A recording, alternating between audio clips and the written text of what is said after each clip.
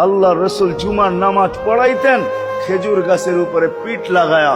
ওই সময় মেম্বর ছিল না, কে জানি কোত্থেকে মেম্বরের প্রযুক্তি শিখা আসছে। আইসা বলছে, ইয়া রাসূলুল্লাহ, মেম্বর বানায়া দেই। আর কতদিন দাঁড়ায় দাঁড়ায় খুতবা দিবেন? মেম্বরে উঠবেন, বসবেন, খুতবা দিবেন। তো মেম্বর যখন বানায়া দিছে, আল্লাহ রসুলেরও পছন্দ হয়েছে। দাঁড়ায় দাঁড়ায় আর কতদিন খুতবা দিব? মেম্বরে পা রাখতে দেরি, শুকনা খেজুর গাছ বাচ্চার মতো কানতে দেরি করে নাই। শুধু কাঁদে নাই, সে তো বলতেও ছিল মনে হয় আমার কাছে যে শুধু কাঁদে নাই, বিলাপ করতেছিল সে।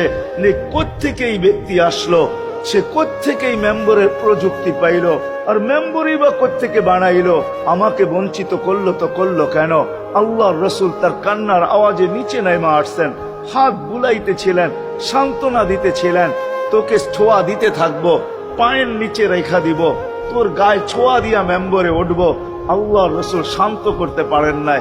সর্বশেষ যখন বলছেন, তোকে জান্নাতে নিয়ে যাব, তুই দুনিয়া আমাকে খেজুর খাওয়াইতে পারিস নাই, জান্নাতে নিয়ে যাব, তুই জান্নাতে খেজুর দিবি, আমি মন ভরা খাবো। তখন যে তার কান্না ঠান্ডা হয়েছে। মেরে দোস্ত, যার ছোঁয়া লাগলে ভাগ্য খোলে, আবু তালেব তো বুকে ঘুমাই, মুহাম্মদুর রাসূলুল্লাহ তো আবু তালেবের বুকে ঘুমাইতেন। শুধু ছোঁয়া না, যাকে কাছের থেকে দেখলে ভাগ্য খোলে। আল্লাহ রসুল ঘুমায় আছে, জাবের রাদিয়াল্লাহু তাআলা আনহু পাহারা দিতেছেন। দূরের থেকে একটা গাছ মানুষের মতো হাঁটতে হাঁটতে আসতেছিল, মাথার কাছে দাঁড়াইছে। দীর্ঘক্ষণ দাঁড়ানোর পরে চলে যায়, নিজের গায়ে জায়গায় লেগে গেছে। ঘুমের থেকে যখন উঠছেন তো বলতেছিলেন, ইয়া রাসূলুল্লাহ, জাদু দেখলাম। কয়, কিসের জাদু?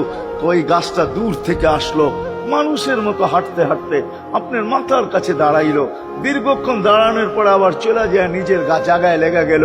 মনেই হয় না সে একবার উঠা আসছিল।